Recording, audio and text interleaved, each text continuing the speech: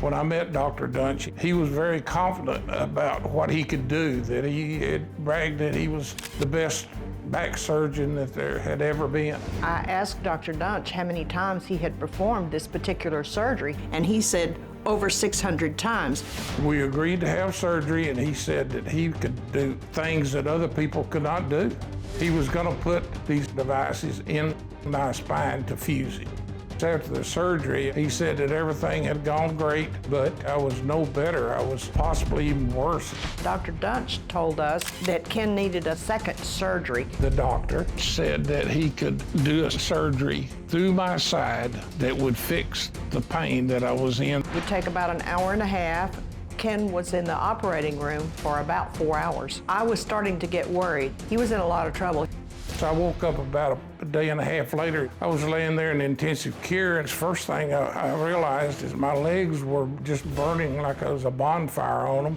Dr. Duntsch, he was a quack and a crazy man. Dr. Duntsch almost killed my husband. The most horrifying thing is that he had already had 2 patients that had died, and that he had had like 4 that was quadriplegics, and we knew none of this. As a result of 2 botched surgeries, I'm confined to a scooter. I can only shuffle or walk about 150 steps. My wife, Glenda, has basically become my caregiver. There have been a lot of days that I wanted to change my name. Glenda, can you get me this? Glenda, can you do this? Glenda, can you go get that? I think it is apparent that Dr. Duntsch didn't know what he was doing, and I don't think the lack of knowledge stopped him. I think it was greed. I have nothing to say to Christopher Duntsch. I just hope I never see his face again. Tell me, you're good for about 150 steps max now. That's it. And the rest of the time you're confined to the scooter. Or chair. Or chair, right. Now, how did you find Dr. Duntsch? A friend of mine had a motorcycle accident, and he had been to this clinic, and they had helped him. And he knew I had a back problem, was having quite a bit of pain. And he referred me to this particular clinic, and we went in, and Dr. Duntsch was the only one there that was taking Medicare. Then his nurse got in touch with me and said that he was setting his own practice up. If you look at his resume on paper, it's really impressive. I asked him, how many times have you done this surgery? He said 600 times, right? He said over 600 times, and he was very agitated that I asked him that. Really? Did he have a God complex? He thought he was it.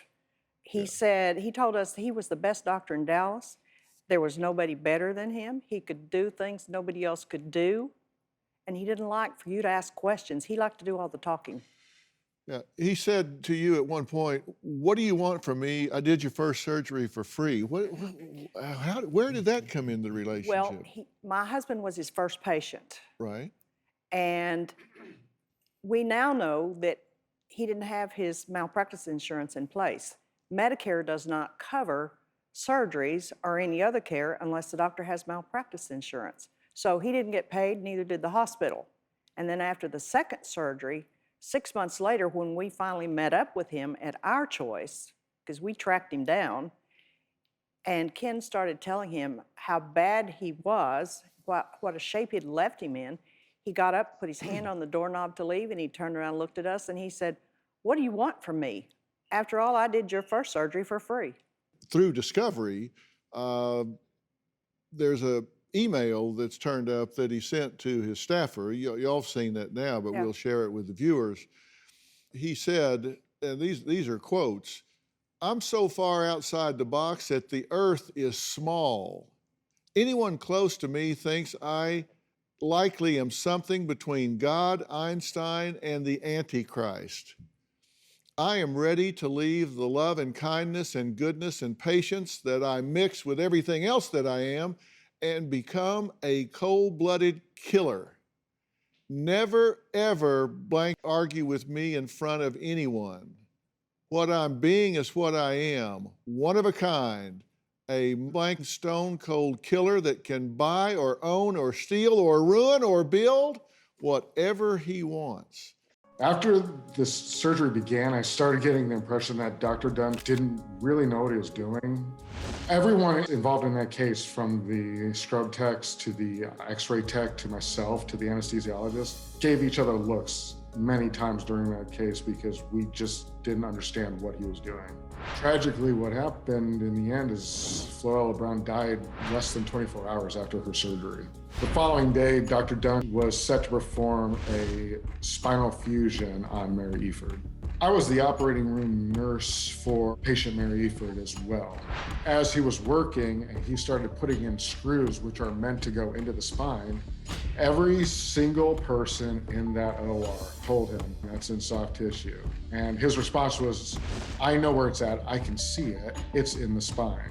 The next day, a new surgeon was brought in, Dr. Henderson, and he was going to perform a second surgery on Mary Eford to hopefully repair what Dr. Duntsch had done. When I got to the operating room, the operative field kind of looked like a bomb went off. There was a loose screw that was not stabilizing anything. The screw was penetrating the spinal sac. There was spinal fluid leaking out of the sac. We discovered that the L5 nerve root had been amputated. Discovering what he had done and not done, I was more concerned that he was an imposter, that he was not a neurosurgeon, that he was not a surgeon. He may not even be a doctor. That's how bad this was. Now, Kyle, you say that Dr. Duntsch left the room with patient Mary exposed on the table. Does that ever occur in any other procedures you've been involved in? No, it's really rare for that to happen. In an emergency situation, it might have, but he did that because he didn't take care of Floella Brown before starting surgery on Mary Eford. Right. And you say that when Dr. Duntsch came back into the OR, you told him the screw was in the wrong place. How did he respond? Well, everyone in the OR was telling him it was in the wrong spot. I mean, anyone who's been in the OR for a day can look at an x-ray and see when it's sitting in soft tissue. And his response to us was, I'm looking at the screw and it's sitting in the spine. So he just said the x-ray was wrong? Yeah. He said the x-ray was lying and we were all mistaken. I'd like to have Dr. Henderson walk us through exactly where Dr. Duntsch missed the mark during Ken's surgery, a procedure he claimed would give Ken more stability by adding implants. And I have a spine model to show us where Dr. Duntsch should have operated on Ken versus where he actually did cut in to Ken. Now, Dr. Henderson, help us through here. He was supposed to go in through the L4-5 space, correct? Correct. He had stenosis at that level, which is a constriction of the nerves inside the spinal canal. The proper procedure is to put an implant in here. You put a cylinder type device in there that actually distracts the bones. Right. And makes more room for the nerves inside the spinal canal. Yeah. We're looking at the x-ray now, and I believe this is after Ken's first procedure. What are we seeing here? Anything that's dark on that x-ray is bones. Or in the case of the two images on the right, those are metal. So you can see that those metal implants, those two circular implants, are in a very bright spot, and that is fatty tissue. How do you get to become credentialed as a neurosurgeon in a hospital and not know that those implants go in the spine and not in the fatty tissue next to the spine? I mean, I seriously was concerned whether or not he was a trained neurosurgeon, whether he was a surgeon at all, and whether or not he'd even gone to medical school. After Ken's second surgery, we wondered, were there other patients? Kay Van Way was an attorney who represented 7 or 8 patients that were Dr. Duntsch's. We became clients. We just wanted to try to stop Duntsch. A lawsuit was filed. It went to trial. The gallery at the courtroom during the trial was filled with Dr. Duntsch's patients. There were people in crutches, scooter chairs. Dr. Duntsch was convicted and was sentenced to life in prison. I cannot forgive Duntsch. I don't think he's asked for forgiveness, nor has he said that he's sorry for the harm that he's done people. Well, we've been talking about Dr. Christopher Duntsch. He made national headlines after harming some of his patients.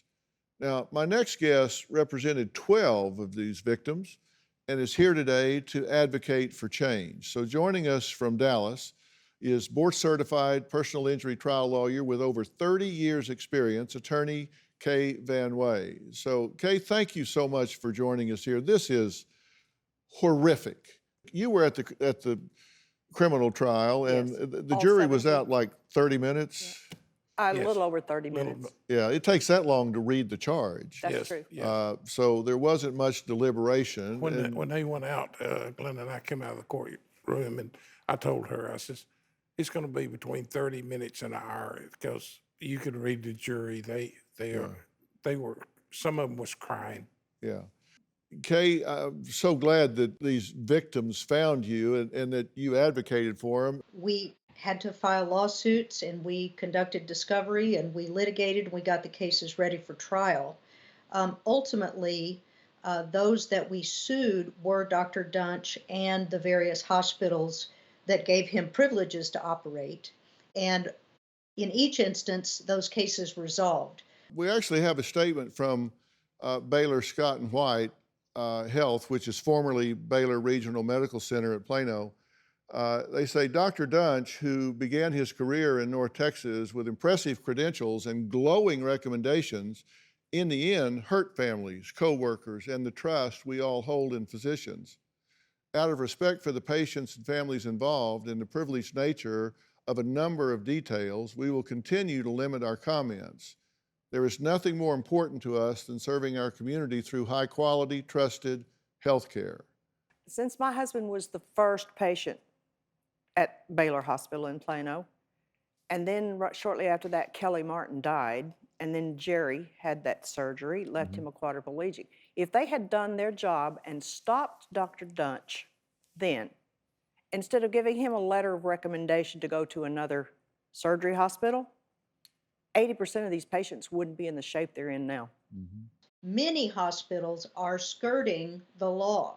They would rather not cause trouble for the doctor or potentially themselves. They'd rather just kick the can down the road, make the doctor become another hospital's problem. I've known Dr. Christopher Duntsch for nearly 40 years. My son Jerry and Chris were lifelong friends. They became friends in grade school. Chris was like a second son to me. Years ago, my son Jerry was in a car accident and he was in constant pain, needing surgery in his neck. My son thought Chris was qualified to do the surgery that he needed.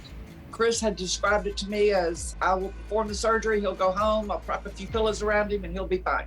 The day of the surgery, I spoke to Chris several times. When the surgery was over, Chris said that he had sent Jerry to ICU, and I was alarmed. He informed me, I'm the chief surgeon here, I can do whatever I want.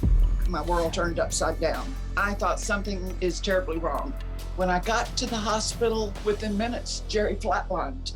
I knew Jerry was paralyzed, quadriplegic, that he would not be moving again. Jerry said, Mom, Chris has done an 8-ball of cocaine before he performed my surgery. I saw Chris, he was trying to explain things to me, and it did not make sense. I hired an attorney to make sure that Chris was not allowed to be around him. I demanded that Chris be given a drug test. I sent a letter to the medical board. I have never spoken to Chris again. From that moment on, Jerry's and my life was never the same. When Chris went to jail, my heart was broken. Chris does not deserve this. Chris is sick, mentally ill. About a year ago, Jerry had a stroke. A month ago, Jerry ended up back on life support. Jerry would have never wanted to live like that. I had to take him off of life support. Jerry's been gone for about 3 weeks. I know he's free. I feel like I've lost Chris and Jerry both. You say that you don't blame Chris for what happened. Tell me how you reasoned through that. All of this was, Chris didn't want to be a doctor. He wanted to be a scientist. And his teachers knew this. He went on through medical school. He shouldn't have ever been let out of medical school because he wasn't qualified. He was a wonderful scientist, but a doctor, he was, I now know, never qualified. But you do know that he did know right from wrong, and he did, by his own free will and conscious choice, arrogantly, belligerently, without remorse, go out and victimize people, including your son. Yes. I think all that was caused from a mental illness. And I think at some point he just snapped. And I think that time was gradually coming. I didn't see it. I wasn't around him when he was in Dallas, but I think it just all exploded at once. You blame the system for not containing him. Absolutely. Well, you've read the memos and stuff where he says he's a stone cold killer and somewhere between Einstein and God. How do you square those things up with him not being responsible? All of those things were, I discovered them after all of this happened, not before he did the surgery. Yeah, of course. Oh, of course. But you know them now. Does that change how you feel about this man that you described as your kind of second son? I know how mental illness acts. Well, and I think you're right about the mental illness part of this. I mean, you said your question for me was he a psychopath? And my answer to that is undoubtedly. I think he was narcissistic. I think he was a psychopath or sociopath, whatever term you want to use to describe that set of behaviors. And Kay, as Linda says, if somebody stepped up and rang the warning bell on this, a lot of lives and a lot of suffering would be saved, right? The things that you would need to know as a good consumer are not available to the public. And Right. this is something that we must change. We have to get the secrecy out of healthcare. It's got to be more transparency. Yes. Well, coming up, we'll meet one of Dr. Duntsch's defense attorneys, and what she has to say may surprise. Like me, Dr. Duntsch went through a prolonged surgical training, very rigorous and very difficult to complete. How someone like that was totally and completely incompetent and dangerous and knew he was and was allowed to continue operating despite having so many devastating clinical problems is really unbelievable. Doctor, I just said before the break that unfortunately, because there's not great transparency, and oftentimes we as patients don't know how to evaluate a doctor. How do patients know the good from the bad? It's very difficult. The truth is, the party line we always tell you when we get asked that question is check the internet, check for board certification, check for the medical board. But as you can see from this case, it was none of that was there. I think you have to look at this, what we call the sniff test. There was something going on. They sort of had a feeling, and that sniff test, that smell test can be very accurate. The other thing is, if a doctor has been at a hospital for a short period of time, why? And they've been at this hospital for 2 years, and they were at another hospital for another 2 years, that's a very significant sign they've been bumped along, no transparency, and no disclosure. It's not rude to get a second opinion. It's not rude to ask, how do I know you're the right person? And when you ask even the first question, you got a dressing down. Big red flag, right? When there's been a complication, when somebody's been botched, even a very good doctor doesn't necessarily want to address that complication. You'd rather just sweep it under the carpet. I'll see you in a month. Hopefully it'll go away. If you have a complication, go seek another opinion. Early referral is key to making sure that complication doesn't turn into something much worse. Yeah, and everybody's asking, who does this kind of thing? Who could do this? And so I want to add someone to this conversation who says there's a lot to that in answering that question. And I'm talking about Candice DeLong. She is a former FBI criminal profiler who has analyzed hundreds of crimes of interpersonal violence and has interviewed dozens of killers. She's also a former head nurse at Northwestern University's Institute of Psychiatry. Additionally, she is the host of a new show on Discovery Plus, The Deadly Type, where she interviews killers face-to-face and teaches viewers how to spot one. Joining us virtually from New Mexico is my good friend Candice DeLong. Candice, thank you for joining us today. Happy to help. This is an amazing case. It is. So let's talk about the question. Who is this guy?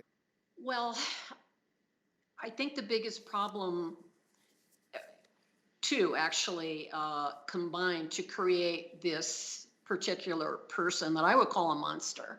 And I say that because he is not mentally ill. He has a couple of mental disorders, as I see it. One is a psychopath.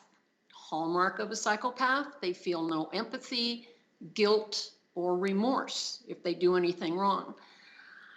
He's also a narcissist, and I would go so far as to say a malignant narcissist. And what I mean by that is his narcissism is so intense, it blinds him to doing the right thing.